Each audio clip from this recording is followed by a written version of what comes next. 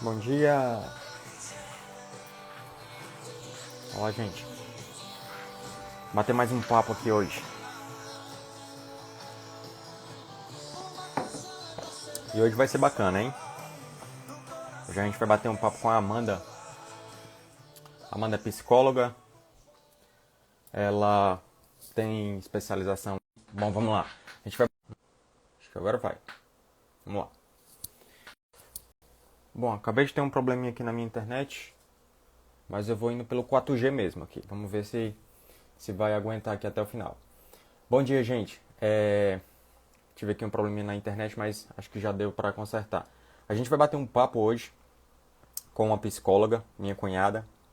Ela, ela tem subespecialidade em neuropsicologia e ela é mais dessa linha da terapia cognitivo-comportamental. Então, é bem interessante a gente ver a visão dela sobre essa parte de crenças. A gente vem conversando nos últimos dias, né, sobre a parte emocional, sobre inteligência emocional, e eu falei muito para vocês sobre equilíbrio entre a balança da razão e a emoção. A balança da emoção, ela é algo que tipo é muito enraizado na gente. É como se fosse a nossa personalidade, o nosso jeito de ser, a maneira como nós enxergamos o mundo, a maneira como nós enxergamos a vida. E ter um olhar para isso é algo vital, porque é como se a gente tivesse reflexões sobre o nosso modo de ser, de pensar, de agir, os nossos conceitos, os nossos preconceitos, a maneira como a gente se porta diante das mais diversas situações. Então, isso é algo interessante porque é a partir dessas reflexões que a gente consegue ser uma pessoa melhor, porque a gente consegue olhar para dentro de si. Se a gente lava o copo, ninguém lava um copo somente por fora, né? Quando a gente vai lavar na cozinha, a gente sempre lava primeiro por dentro, né? Mais importante. Então, o olhar para dentro, ele é algo fundamental, é algo que eu diria que vital. Lavar o copo por dentro. É no momento em que a gente tem um olhar para a maneira como a nossa mente ela funciona. E isso é a mesma coisa de você olhar para esse substrato que eu falo sempre, que é o substrato inconsciente do nosso cérebro. Inconsciente por quê? Porque imagina um computador, tá? Tipo aqui, ó. Tá aqui o computador. O computador ele tem programinhas, né? Que a gente está vendo aqui. Só que se a gente, ó, abrir aqui e mexer nessa partezinha aqui, a gente vai entender que existe um monte de coisas por trás. Existe um monte de programinhas que estão fazendo esse computador funcionar. Então é como se o nosso inconsciente ele fosse exatamente isso. Ele é quem dá substrato para tudo funcionar. E ter uma visão sobre isso não é algo tão simples. Por isso que existe a psicologia, né? Que é exatamente o processo de terapia. Então eu vou chamar aqui ela. Na verdade ela já me chamou aqui.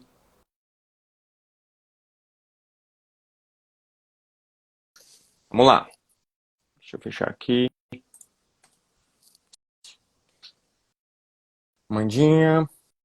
Olá, Oi, belíssima. Marcinho, bom dia. Tô na minha Nessa hora da capela manhã já hoje. tá assim, já tá toda Tô na minha produzida, capela. rapaz. É isso aí. Bom, a gente vai bater esse papo sobre crenças, né? Sobre esse olhar para essa estrutura mais enraizada que a gente tem, né? É interessante que quando eu me deparo com alguns pacientes que têm crenças muito fáceis de ver, tipo assim, a gente que já tem esse olhar, né? A gente olha para a pessoa e a gente já vê uma crença de não merecimento, uma crença de pequenez, de baixa autoestima, uma crença de incapacidade, uma crença de se sentir burra, sabe? E quando a gente fala para a pessoa, é como se ela se sentisse chocada, porque como essa crença é algo que mora nas regiões mais profundas do cérebro, né, mais na parte inconsciente, trazer para a consciência não é algo tão simples, né? Mas é algo super possível e vital, eu diria. Então, eu queria primeiro, Amandinha, que você me falasse um pouquinho desse universo aí, esse universo dessas crenças que se enraizam na gente, de onde que isso vem e qual a importância que a gente tem de tentar identificar e conhecê-las. Gente, bom dia. Obrigada, Marcinho, pelo convite, pela oportunidade, né, de estar falando uma coisa que eu gosto tanto, que faz tanto parte do nosso cotidiano. Como o Marcinho falou, eu sou terapeuta cognitivo comportamental e neuropsicóloga, então são duas coisas ali que caminham juntos, porque toda, todo comportamento ele advém de uma atividade cerebral. Sim. Todo. Então, muitas vezes chega o paciente e fala: eu não tenho problema de memória. Mas ele tem vários comportamentos ali, né, que mostram pra gente que ele tem algum déficit ali iminente. Da mesma forma, são as crenças. Gente, crenças nada mais são do que pensamentos, né? Pensamentos estes inflexíveis e enraizados, construídos durante ali toda a sua constituição enquanto ser humano. Dificilmente uma pessoa ela adquire uma crença em uma semana. Essa crença ali ela é construída. Essa crença aí ela é uma pedrinha em cima do muro que os eventos do cotidiano, a forma distorcida que a gente começa a ver os eventos, chegam para a gente. Na TCC, que é a minha abordagem, a minha visão de mundo, a gente tem a crença de desvalor, de desamor, de desamparo. Especificamente hoje, né, trazendo o gancho dos hábitos, eu queria falar sobre a crença de desvalor, que é a crença de desmerecimento, de baixa confiança, de baixa autoconfiança, que vai ali detona sua autoestima, que te impede de caminhar para frente, que vai ali no percurso te desmotivando, te levando à procrastinação. Gente, a crença de desvalor nada mais é do que uma visão distorcida, né, que, como o próprio já diz, te desvaloriza em todos os aspectos da sua vida. Te desvaloriza na academia porque você não é uma pessoa adaptada àquele meio. Nossa, eu sou gorda, o que eu estou fazendo na academia? Eu não entro nesse contexto. Então, se eu me vejo dessa forma, não faz sentido eu estar ali, né, indo para a academia. Por isso que quando o Marcinho fala muito dos hábitos, eu acho muito legal quando ele fala que a gente tem total cognição que nós precisamos fazer isso, mas simplesmente nós não fazemos. Né? E por que nós não fazemos? Porque não faz sentido para a gente. Não adianta, por exemplo, meu Pedro tem 1 ano e 8 meses. Se eu falar, Pedro, não pega nisso que você vai se machucar. Ele vai lá e pega. Chega um momento que, com supervisão, eu deixo ele pegar porque ele vai se machucar e ele não vai pegar de novo. Sim. Mas veja, o sinal que eu tinha dado anteriormente para ele não fazia sentido algum. Né? E começa a fazer a partir que ele tem uma experiência.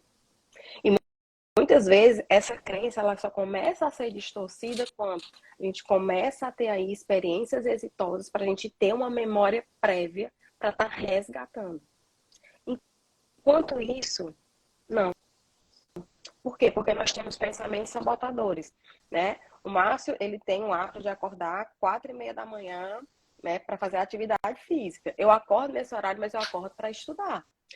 E não pensem que a gente todo dia acorda com a mesma motivação de estudar, de fazer atividade física. Claro que tem dia que aquele pensamento fica só hoje, né? Você merece dormir.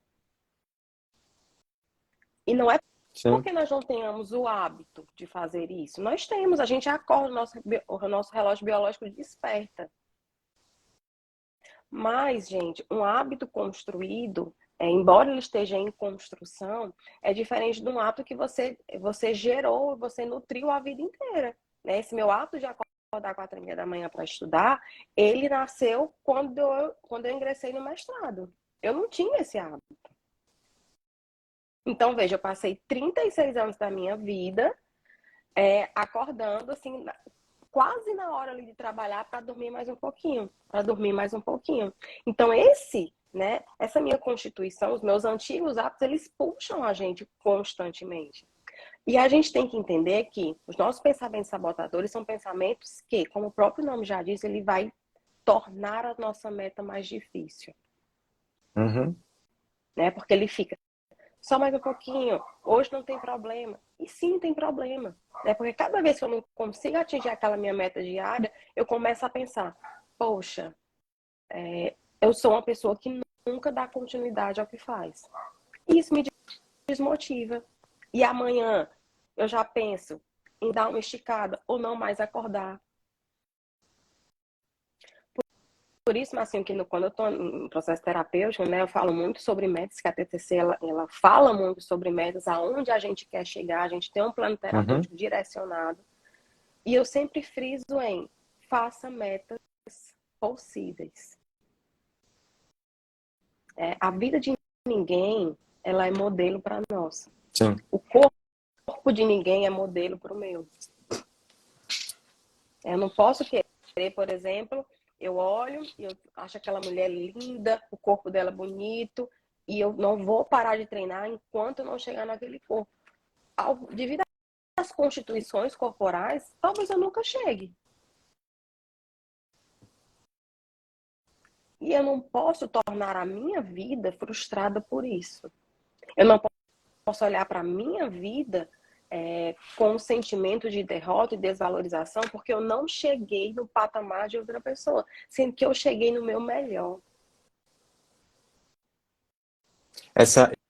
Pegando esse gancho seu, de comparação, eu acho genial a visão do Jordan Peterson, que é um psicólogo que eu admiro muito, é um psicólogo canadense, autor do melhor livro que eu já li na minha vida.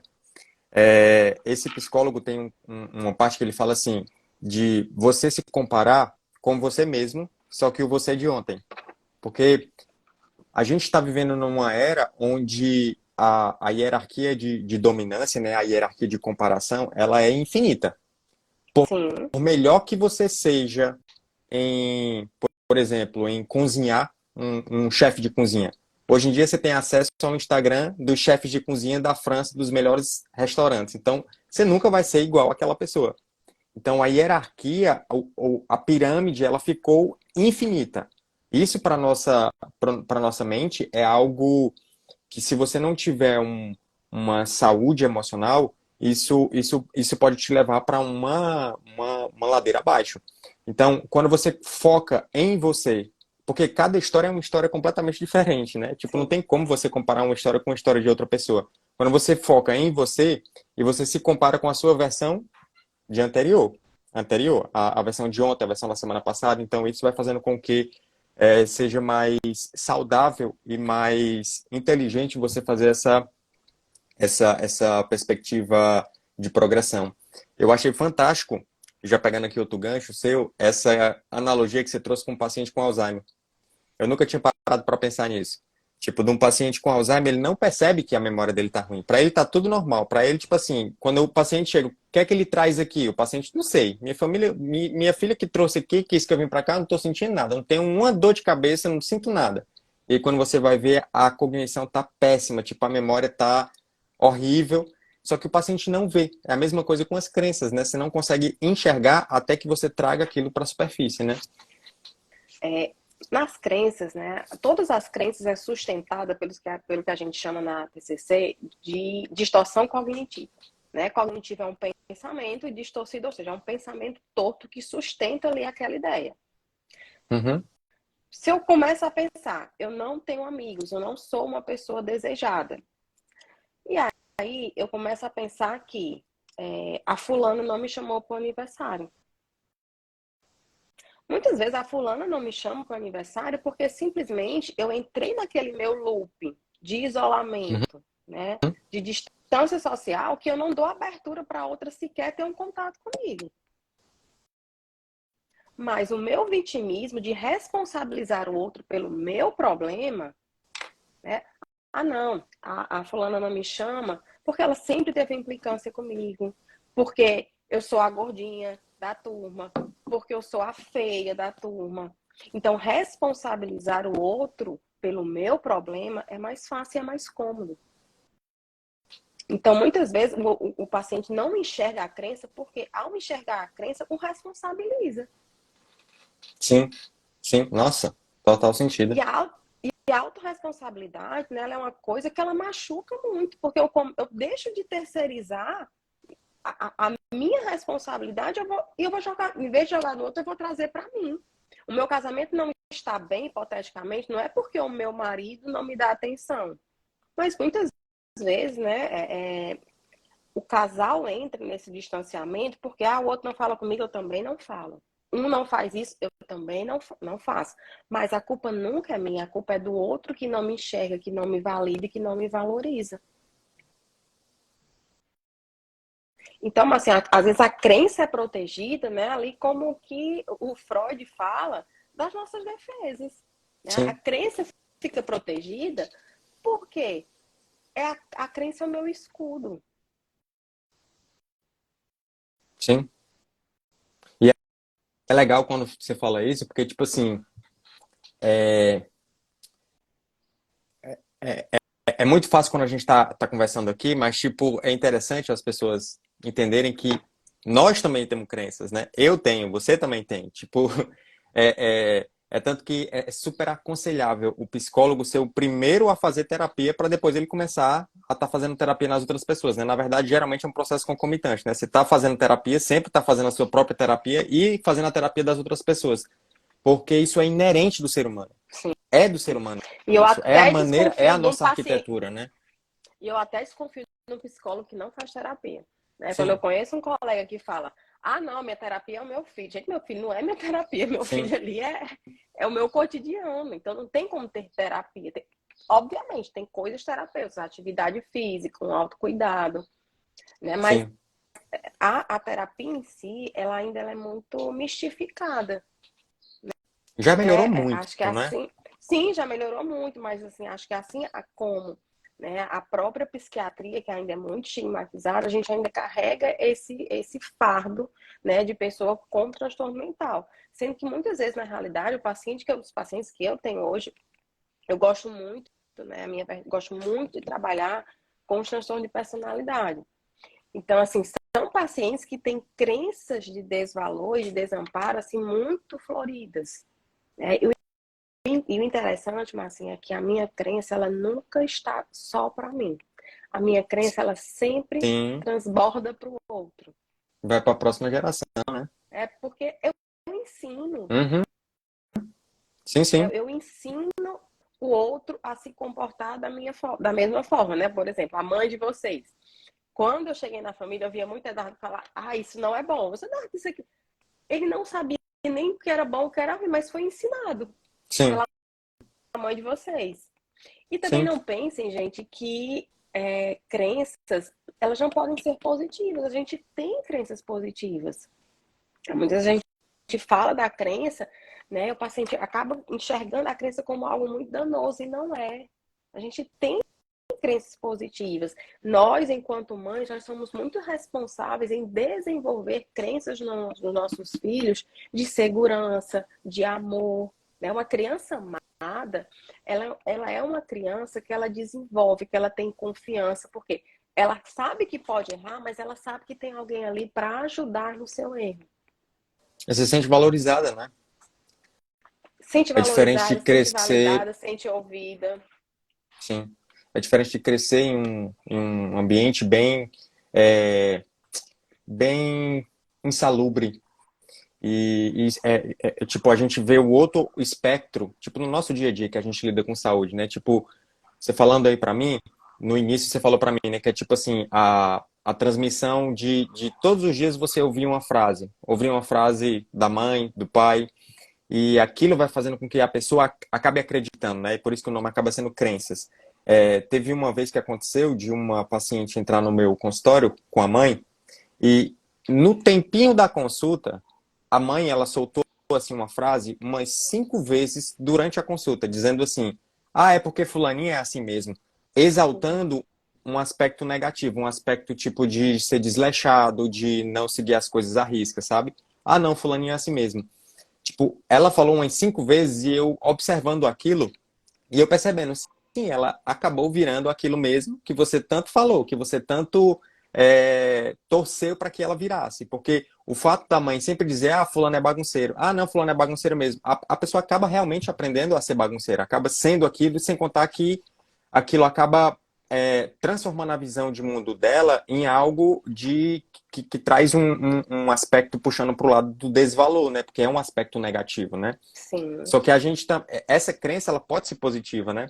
Ao invés de ser fulaninha é assim mesmo, pode ser, nossa, fulaninha é super inteligente. Nossa, ele é muito sagaz. Nossa, ele é muito esperto. Ele é muito inteligente. Tipo assim, e fazendo isso, a criança ela vai acreditando naquilo e dando uma autoestima, uma autoconfiança, uma autossegurança, né?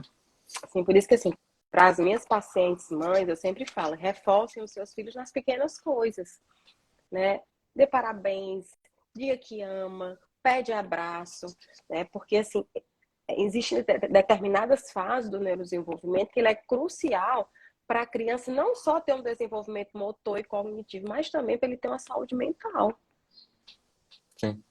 Né? Mas assim, falou assim, da repetição. Eu lembro, eu sou muito grata por tudo que a minha mãe me ensinou. Eu nem acho que a minha mãe fez igualzinho para os meus irmãos. Eu acho que a minha mãe deu uma caprichada em mim. Porque assim, a minha mãe validou muito essa crença que eu era capaz, que eu era uma menina forte, que eu era uma menina inteligente, que eu era uma menina esperta. Então, hoje eu tenho essa percepção que, obviamente, como todo ser humano, eu passo por dificuldades, eu passo por aprovações, eu passo por momentos difíceis, mas eu percebo que eu consigo essa resiliência, porque dentro de mim eu carrego essa crença que, nos momentos difíceis, eu sou capaz de me reorganizar. E muitas vezes, a grande dificuldade dos pacientes, mas assim, é essa reorganização. Porque a crença, ela é tão estabelecida que se alguma coisa der errado, tá tudo perdido. Sim. Né? E aí Sim. eu gosto muito, né, de um teórico que é o Viktor Frankl, que ele fala que tudo que a gente vai fazer na vida, a gente precisa ter um sentido para começar. Que o sofrimento tem um sentido, que a nossa meta de vida tem um sentido. E veja, não adianta, né? A gente poderia passar um dia inteiro aqui se a gente fosse falar sobre emagrecimento. A gente poderia passar o dia todo repetindo, dando estratégia, dando dicas. Se não fizer sentido para você, você não vai. Uhum. É como a gente, muitas vezes, as mães falam, esse menino é desobediente, esse menino é teimoso. Não, é porque a criança ela é esperta. Né? Se você fala, o menino fala, mãe, eu quero isso. E a mãe fala, não. Né? Entrando ali nos 5 anos, quando ela começa, por quê? Aí a resposta da mãe, por que não? Por que não? Não justifica nada. Por que não? Não preenche ninguém. Então a criança mantém um comportamento porque para ela não faz sentido uma mudança. Então, da mesma forma, nós, enquanto adultos, a gente precisa. A nossa mudança ela precisa ter um sentido e um propósito. Por isso que no consultório eu falo muito de metas realistas. Recebo muito paciente que como eu trabalho muito com personalidade, né, transtorno de personalidade, então uma das comorbidades associadas da transtorno de personalidade é a compulsão alimentar. Então, assim, 80% das minhas pacientes que é borderline, elas têm uma compulsão alimentar Uhum. também. A impulsividade, né? A impulsividade. Também, então, assim, não adianta a paciente chegar e falar assim, eu quero emagrecer 10 quilos. Legal, é uma meta. Mas 10 quilos em quanto tempo? Sim. Porque tem umas que falam, eu quero emagrecer 10 quilos no mês. Você não vai. A não ser que uma cirurgia, Sim. né? Enfim, um meio externo, uma doença. Mas, por que eu falo isso, né? Eu faço um planejamento de metas possíveis para, vamos emagrecer 2 quilos por mês? Sim. Vamos perder 500 gramas por semana? Porque isso é capaz. E aí, quando ela começa a perder meio quilo, 1 quilo, ela começa a se sentir capaz de engrenar nesse processo. Sim. E capaz de aumentar, né? De 2 para 3, De porque vai aumentar a gerando frequência, autoestima. Sim. né? Por quê? E com isso, né? E com esse pequeno degrau subido, ela elimina a procrastinação, ela começa a ter uma visão mais positiva sobre si mesma, ela começa a distanciar aquela crença de incapacidade para tornar ela mais possível. Mas sabendo que em algum momento do nosso, porque tudo é um processo, e nada que você pula de um polo para o outro, ele vai ser contínuo, ele vai ter resultado, ele vai ser consistente. Eu vejo muitas pessoas quererem pular o processo. Sim. Sem o processo, você não aprende nada. Sem o processo, você continua raso. Sem o processo, você continua sem se conhecer. Porque muitas vezes o que traz o conhecimento realmente é a ferida.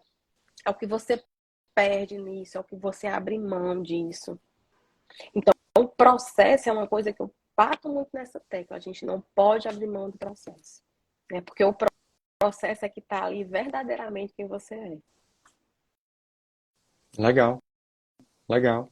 Você tinha falado no início de três crenças. Você falou de desvalorização, Desamparo e de desamor. A entendi. crença de desvalor é aquela crença, né, que eu não sou capaz de São fazer essas isso. três, dessas três saem outras. Isso, essas três são os pilares, Tá, né? E aí eu vou pincelar aqui rapidinho.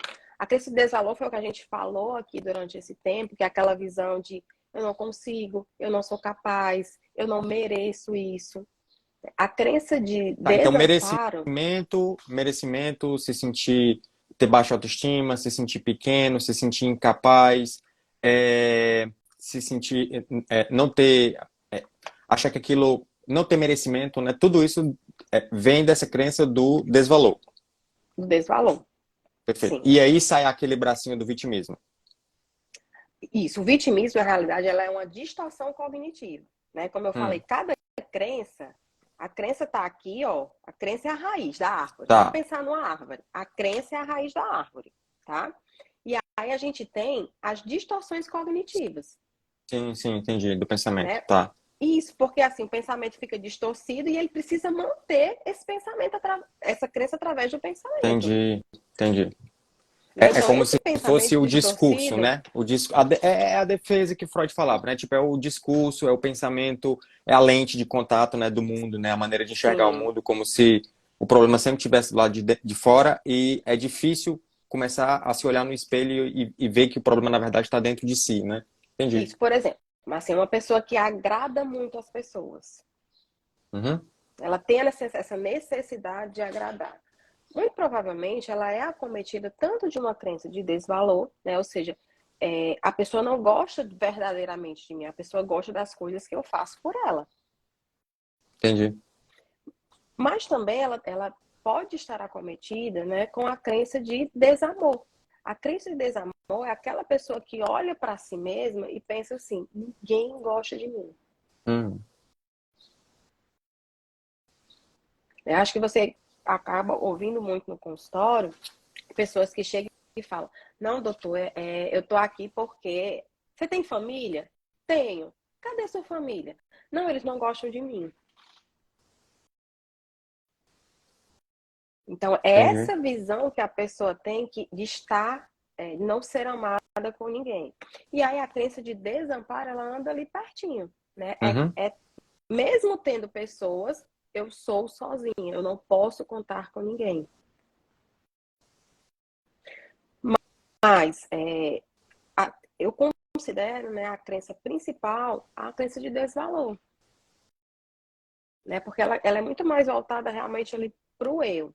As outras crenças de desamparo e de desvalor e de desamor, elas estão muito relacionadas, né, para transtornos, principalmente específicos. E também para as percas, né? Pessoas que têm ali um histórico de abandono, um histórico de rejeição, elas começam a pensar sobre isso. Ah, mas uma paciente tem uma crença só? Não, tem paciente que tem todas as crenças instaladas.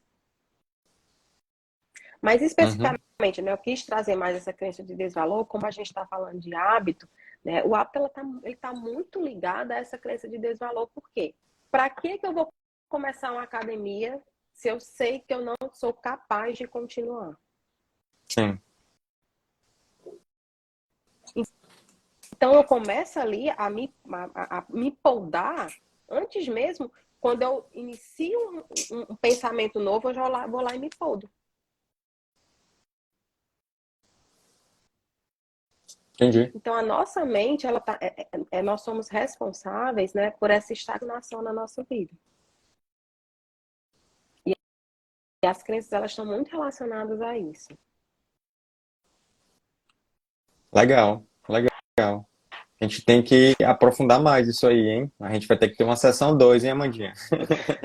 Eu vou ter que Vamos encerrar ter porque você tem um acesso. compromisso agora, né? Eu vou atender agora, gente. Mas tranquilo, foi muito bom, Amanda. Gostei bastante de ter entendido um pouco mais desse universo, entrando um pouco mais na parte da TCC, da Eu queria visão que vocês só têm. aproveitar a oportunidade, mas assim, indicar para os seus seguidores esse livro aqui, ó. Síndrome. A, Fica ao contrário. a A síndrome, síndrome, a é, síndrome da boazinha. a síndrome da boazinha, né? A síndrome da boazinha, ela fala muito, né, sobre essa necessidade de agradar as pessoas. Né? E por que Hum, que eu agrado as pessoas? Né? Por trás de agradar as pessoas, está muito ali do meu funcionamento. Eu agrado porque a pessoa que está ali comigo não gosta de mim pelo que eu sou, ela gosta pelo que eu faço por ela. uhum, Né? E aí começa a fazer questionamentos sobre o que eu sou de verdade, sobre as minhas qualidades, sobre as minhas relações. entendi. Né? E aí é um livro muito legal para quem está entrando, né? Para quem está na jornada do cérebro produtivo, para quem está tentando se entender. Né? É um livro fácil, de um autoconhecimento fantástico. Legal, legal. Show de bola. Obrigadão, Amandinha. Sim, Por essa live ela vai nada. ficar. A Márcia perguntou aqui, a live fica salva 24 horas aqui no Instagram, depois ela vai para a comunidade do Cérebro Produtivo, tá? Eu Gente, queria tenham só todos um responder bom uma dia. pergunta, Marcinho, Pois não? porque a menina perguntou o que era autocuidado. Ah, Gente, perfeito. autocuidado, né, são todos os comportamentos direcionados a nós.